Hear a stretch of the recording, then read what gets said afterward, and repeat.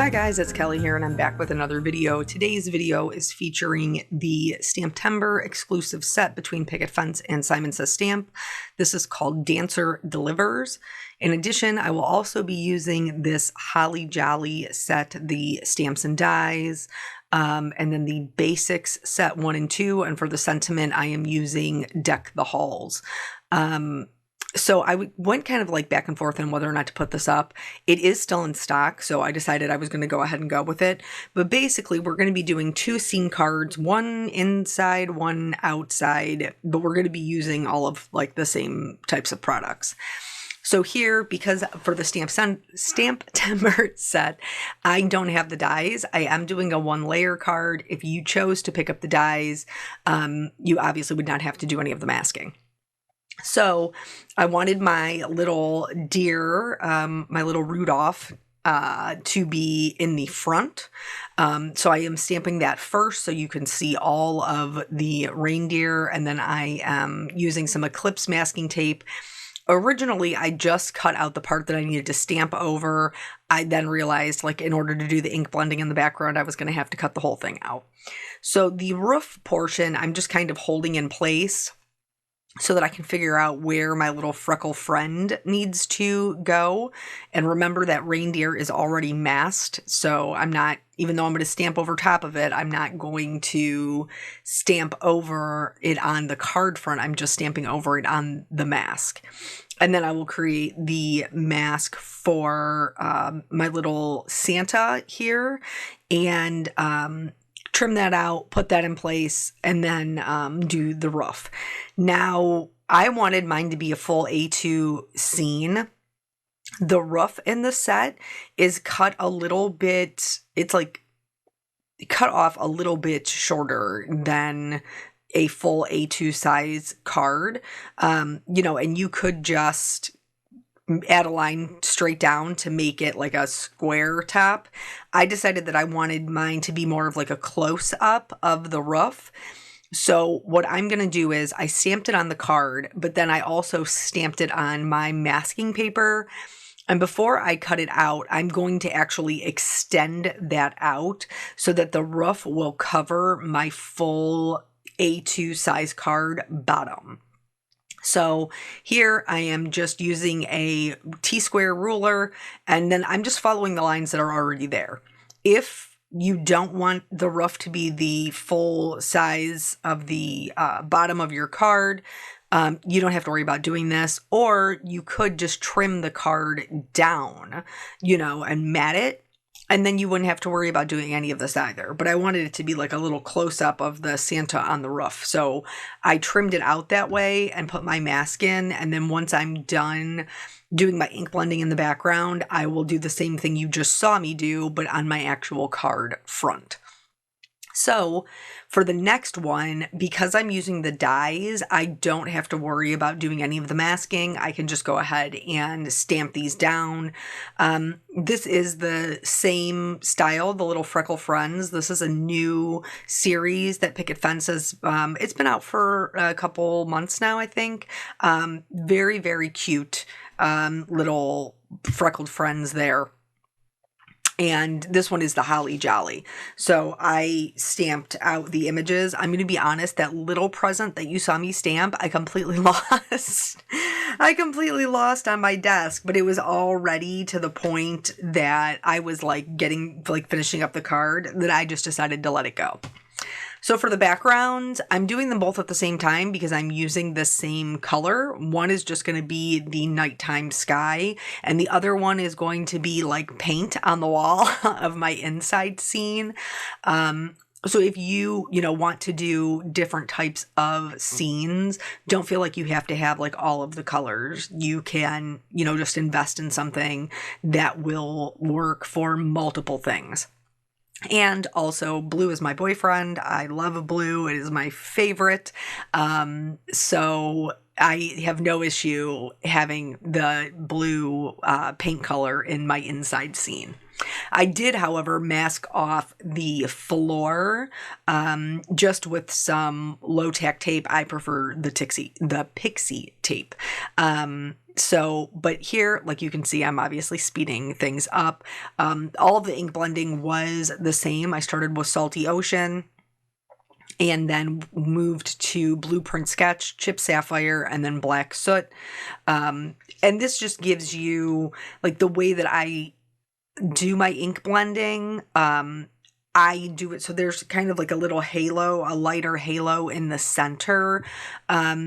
Especially if that is where my focal point is going to be. So it just kind of leads the recipient's eye to the center. Plus, having those darker edges helps to kind of fill in the space a bit more. So I'm using, like I said, the same colors for the outside scene. I am still doing that kind of halo type look where I'm leaving it lighter just around my focal point. So I am still adding the darkness, around the edges, leaving that light area in the middle, even though it's not exactly like symmetrical because we have that bottom piece of the sky next to the roof. It still does create a lighter halo effect around our focal point, and that's really all that we're looking for. So, and you can be as heavy-handed or as light-handed as you like. I prefer to do my ink blending twice because I feel like that gives me a much better blend and more saturated color. But you can do it however you found it works best for you. I just really prefer when my color is super saturated and not splotchy. So doing it twice, especially when I'm using the brushes, because they do apply a lighter layer of color, definitely works better for me just because I prefer that like deeper saturation of color. So, like I said, if you're unfamiliar with STAMPtember, this is their Picket Fences exclusive set. It is a kind of first come, first serve. So the one with the little reindeer and the Santa and the roof scene, that is all from the STAMPtember set. So if you love it, that's something that you're going to want to pick up sooner than later because once it's gone, it's gone. I think I'm done now. I think this is my last STAMPtember set. The way that's like STAMPtember works when I don't work for Simon Says Stamp, because when I did work for them, which was years ago, let's talk about what we're doing. So here, in order to create like kind of the stars in the sky, I am going to use both the liquid paper splatters in Snowflake, which is like a shimmery white from Picket Fence, along with their fan brush and a little bit of water. And then I'm also going to use that Copic opaque white ink to do another kind of layer of stars. You can also use a little bit of watered down white acrylic paint. It just may not be as opaque, which is, I mean, it's okay. They're just stars. It's just to add a little zhuzh in the background. In hindsight, I kind of wish that I would have drawn a detail or stamped some detail onto my painted walls to act as like wallpaper. But I didn't. It's okay, but that would be something else that you could add to it. I did do the carpet or the flooring in the hickory smoke, and that just because it's a neutral. So here's where you see me, I've removed my masks and I'm going ahead and putting in those lines. Something to note there, if you are going to be using with coloring alcohol markers like I am, you do want to make sure that whatever ink you outline your roof in is safe for alcohol markers. So we're obviously coloring the snow here. Snow is, it's white. At least the clean snow is. So I chose to go with some cool grays. It is probably going to look a little bit more gray now before we get the rest of the colors in. And that is just because it's, it doesn't have really anything else to compare it to. I was a little bit more heavy-handed with my darkest gray, my C5, and that's because it is a night scene. So even though it's going to be white and bright, it still is going to have a little bit more of those shadows just because it is at night. You know, your snow is not going to be as bright as it is during the day when the sun is shining on it. So anyway, when I worked for Simon, I used to get all of the sets for STAMPtember. And believe me, like shop those links for those people because they are putting in so much work. It's like the busiest time. So anyway, I now, I only do the ones that are like companies that choose to send them to me is kind of how it works. So usually, you know, they do their design team, like I'm on Honeybees, or Trinity, but then there's other ones that, I work with, you know, where I do guest designing and they choose, you know, they will ask Simon Says Stamp to, hey, can you please send those sets out? So I think this is my last one. I did have quite a few this year, a little bit more than in years past. But that is part of the reason why I always do two, because I do know that it can be really disheartening when you really want a set and it gets sold out. That's also part of what makes it exciting, but I totally get how that can be frustrating. So in all of my videos, I intentionally try to do the same technique, you know, for two projects, but one using a set that will, you know, be carried for longer, that isn't necessarily exclusive.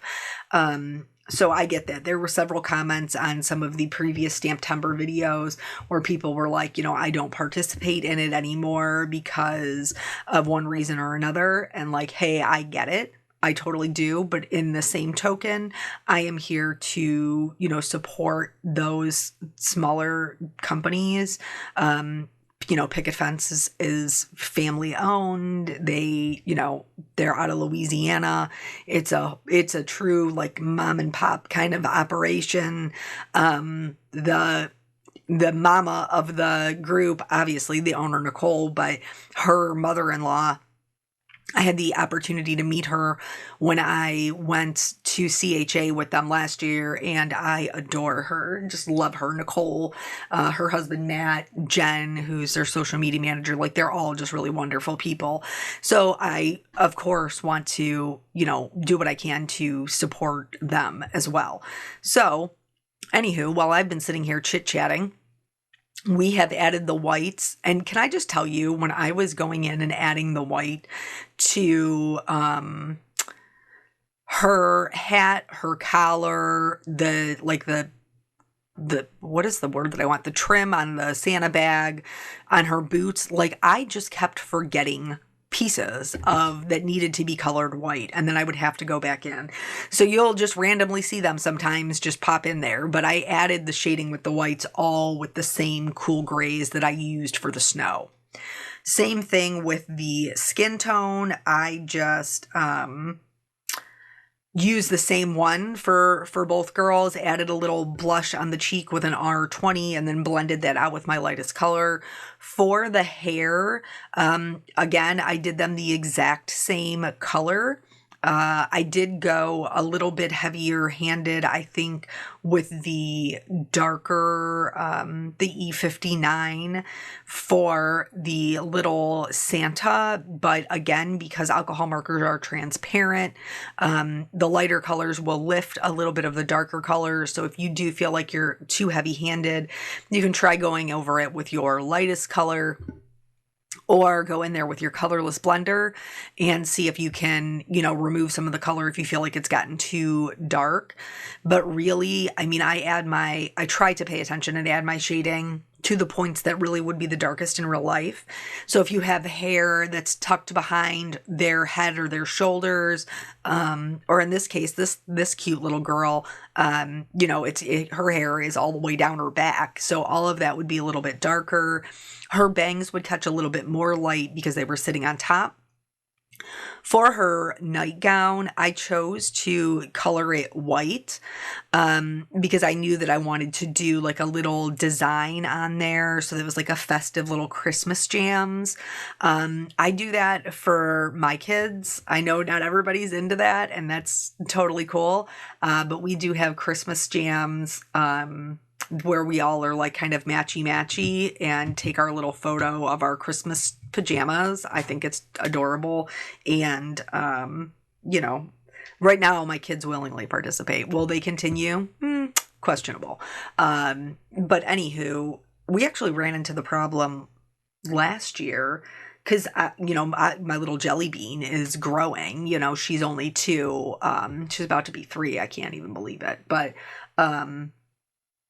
like her jams, like every year I'm having to find new jams because she is so consistently growing, and like having to try to find them in her size, in the same pattern it's questionable. I may end up having to like change the pattern this year. We'll have to see what they come out with.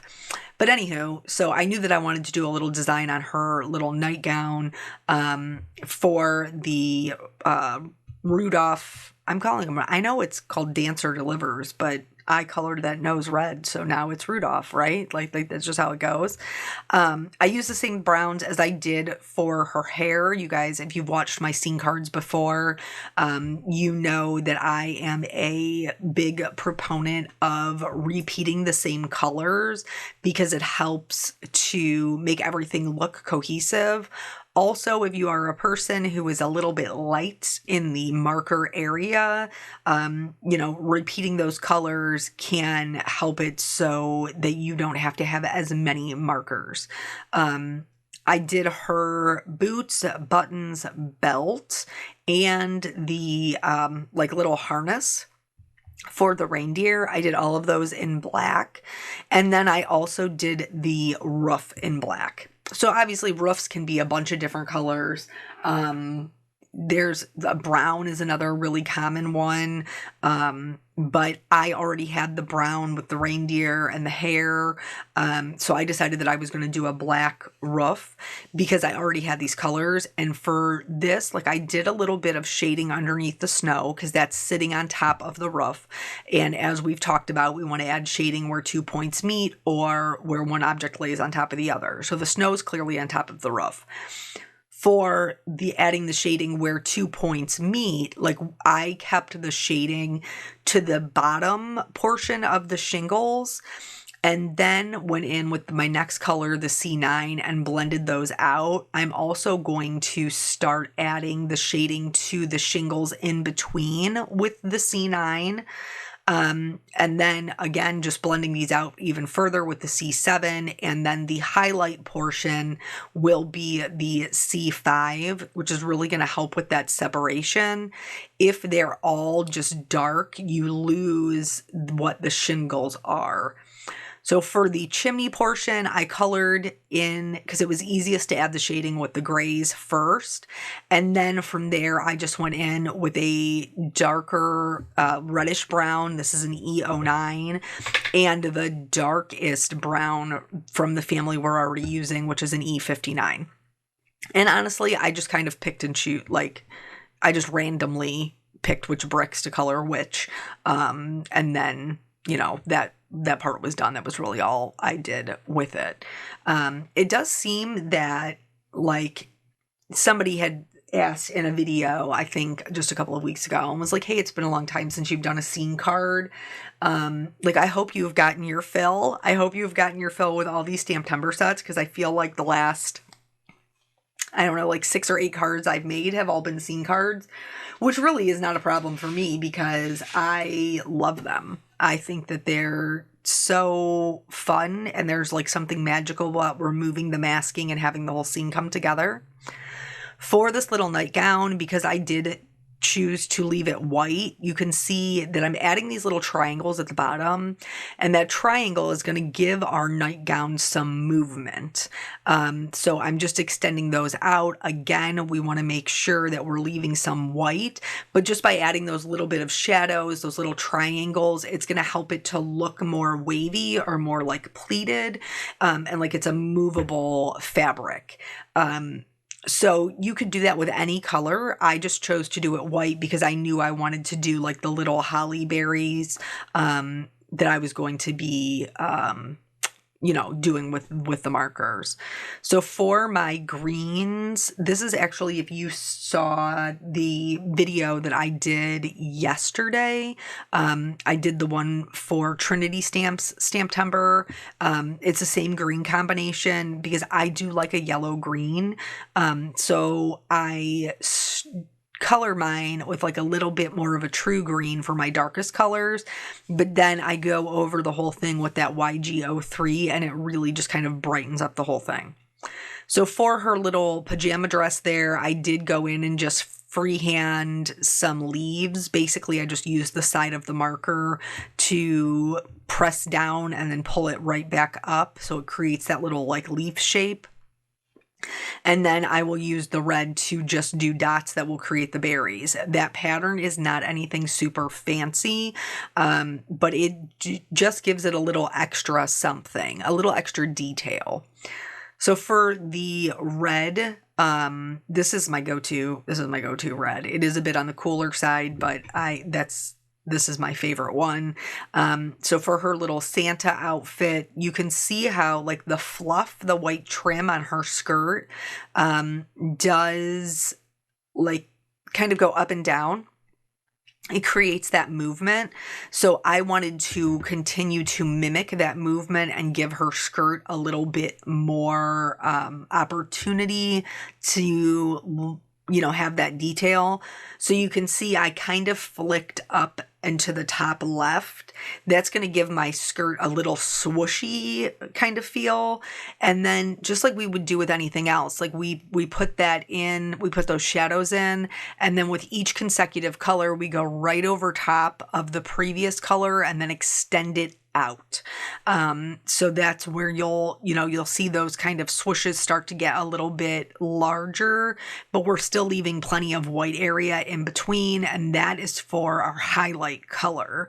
So that way we have those really distinct peaks and valleys, and that is what gives the fabric I apologize, I'm losing my voice apparently.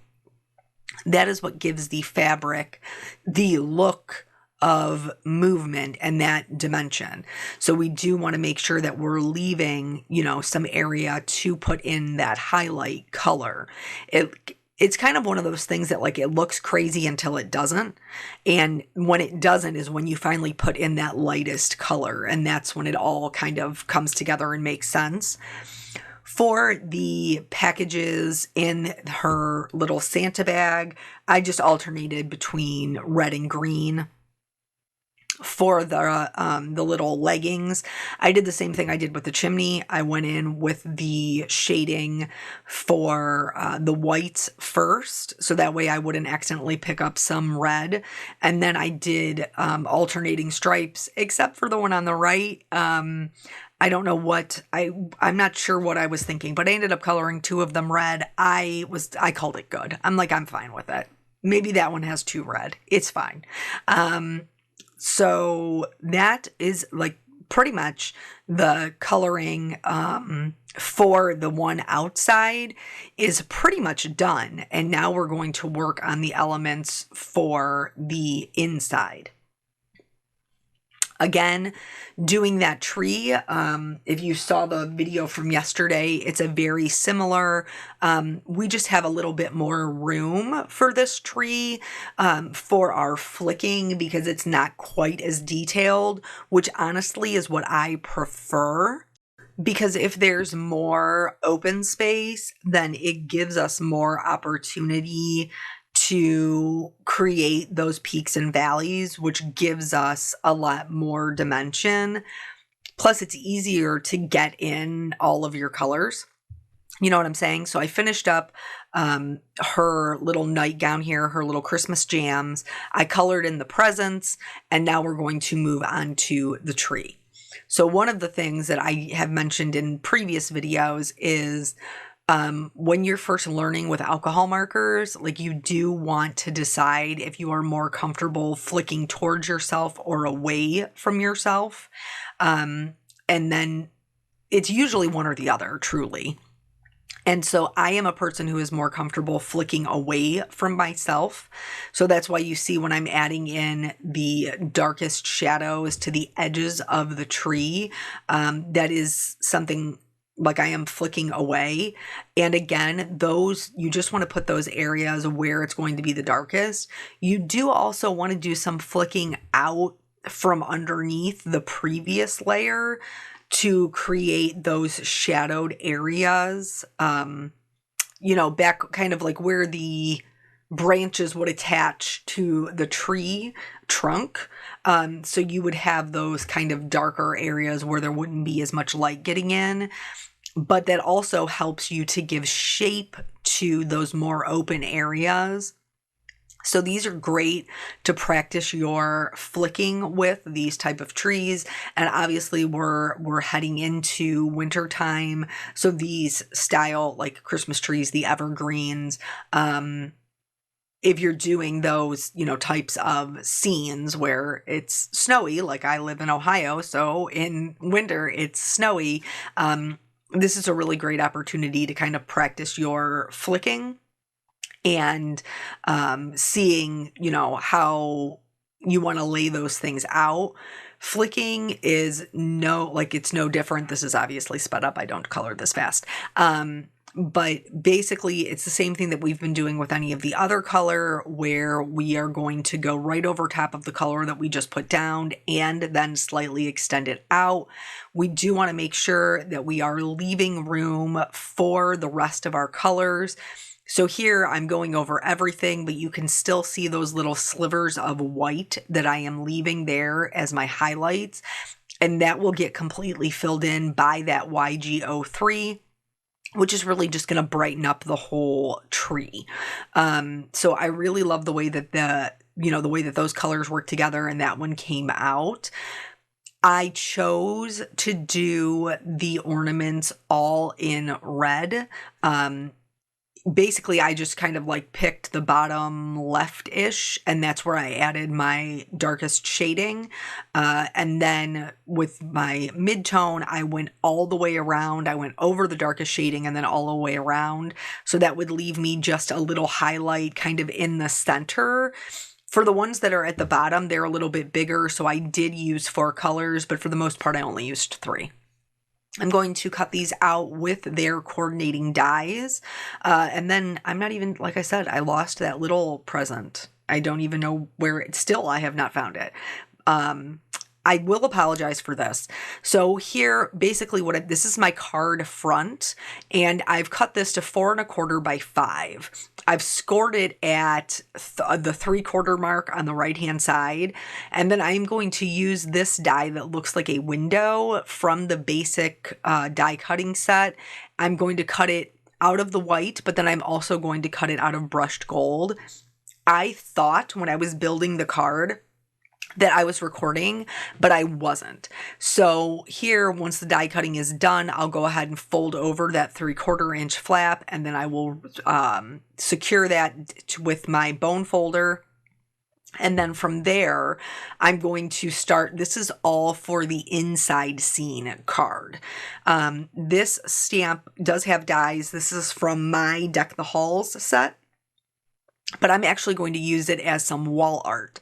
So I stamped the Deck the Halls, trimmed that down into a rectangle. I trimmed a slightly larger rectangle to mat it on. And then I'm coloring the outside of that brown to be the frame.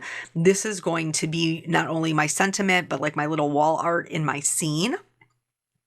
To do the outside window, because the way that it opens, you open the window from left to right, and then the scene actually flips up and down. So there's still a secret portion that you can write your sentiment on.